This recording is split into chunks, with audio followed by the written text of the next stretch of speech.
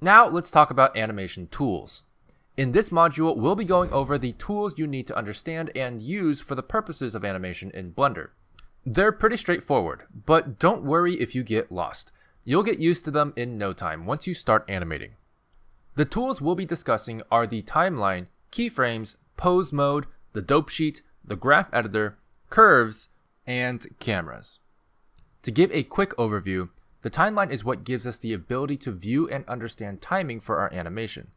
It also controls certain playback options such as frame range. Keyframes are what we use to tell the computer what poses of our character we want at different times.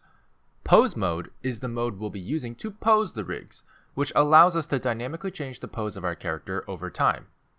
The dope sheet and graph editor are two tools that help us visualize and edit our keyframes to fine-tune our animation. Curves are a more advanced form of keyframes that allow us to fine-tune the interpolation between keyframes. And cameras are what we'll be using to film and render our scene, just like a real camera. In the next video, I'll be teaching you how to make a simple bouncy ball animation to help you get familiar with the timeline and setting keyframes.